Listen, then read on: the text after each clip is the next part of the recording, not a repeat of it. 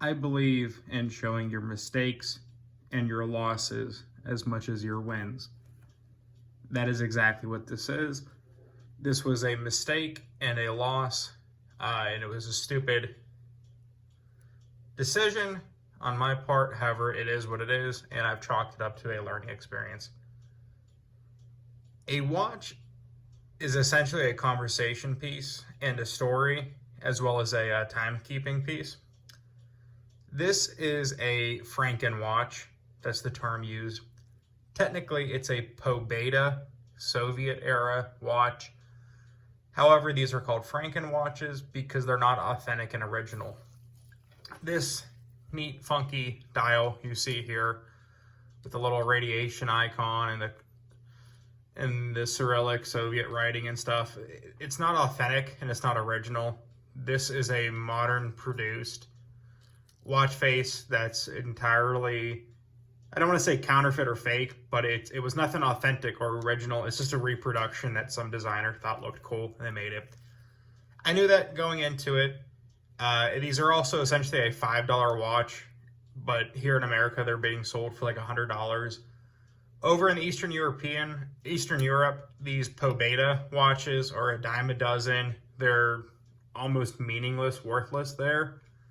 And you have what are called Frankenwatches, is where these watchmakers over there have huge parts bins of Pobeda watches where they'll have buckets full of parts, and they just sit there all day long assembling these watches, putting these fake dials that look cool on them, and it costs them maybe $1, $2 in parts, and they put them up on places like eBay, Etsy, other websites like that, and they sell them to people for highly inflated prices. This one was about $100, and it was a terrible decision, and it was a mistake I'll never make again, but it's a great lesson learned. I knew going in that this wasn't an authentic watch, and this was a Frankenwatch, but at least I expected it to work, which it didn't. And I just thought it'd be a kind of cool to wear, even though I knew it wasn't legitimate, but if it struck up a conversation, you know, it'd be worth it. However, this was a nightmare to begin with. First of all, when it arrived, if you can tell, this crystal, it's plastic. This isn't glass. This is like the most cheap feeling toy plastic crystal. Taped here on the bottom with electrical tape is the crown, which just flat out snapped off. I have that sealed in electrical tape just to keep it, but there's part of the crown that snapped off. And if you notice all this rust residue on it, that's how it came. It came rusty. So no surprise there. When I first got the watch and unboxed it, I literally bumped the watch. I didn't drop it. It didn't fall from a far height. I like bumped it into like against the table, and the plastic crystal popped right off. So if you notice, there's actually some glue from a poor glue job on my end where I tried to glue it on. Right out of the box, the crown would slip, constantly winding it. And I know they have a clutch to prevent overwinding. I'm not sure if this particular one does, but it was just the most sloppy, gritty feeling movement. And also with it fully charged, they're supposed to have some sort of power reserve. This one was almost non-existent. I'd have to wind it constantly. And then I'd not look at my watch for an hour or two, and then I noticed that suddenly the time has stopped. Either the time would just randomly stop, or it would randomly be 15, 20 minutes behind and then start working again. It was the most inaccurate timepiece I've ever had. I would have been better off going to some place like Walmart and getting a $10 clearance rack generic quartz watch, and it would have kept time 100 times better than this. And again, I paid about $100 for this. The came with this really cheap feeling leather band, which just looks like a generic leather band. But for a $100 watch, I was really disappointed. You can see the wear on it. This was literally only with a couple times wearing this watch. I only got a few uses out of it before it totally broke. That's how cheap this band is, that this was the wear. Literally a handful of times wearing it. Let's pop this back case off. Isn't the proper way to do it, but this is a junk watch, so I don't care. It was filthy inside. I found human hair inside from whoever assembled it. And if you look, that is all rust. That is rust down there. That's more rust down there. Supposedly this was assembled by some watchmaker on Etsy, they claimed. They used visibly corroded, rusted, junky parts. I have no desire to salvage this watch or do anything with it, so I don't mind digging at it here with this screwdriver.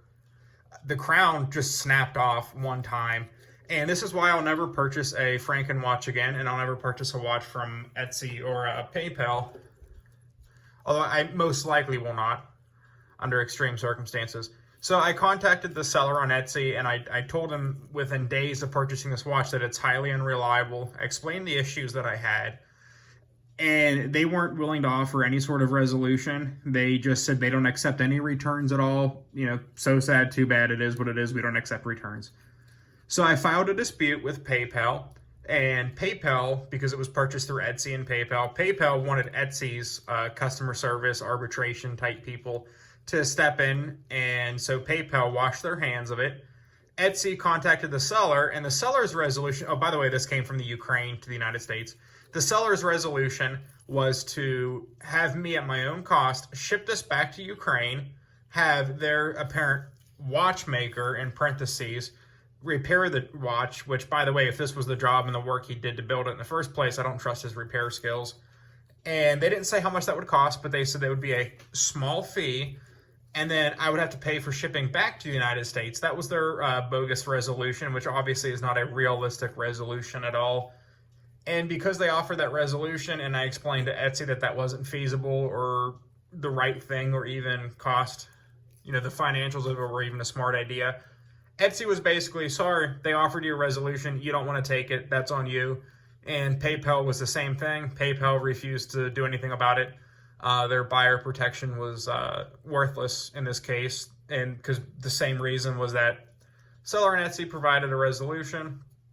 So is it my fault? You could say that. However, like I said, it was a mistake, and it's a mistake I'll never make again in my life.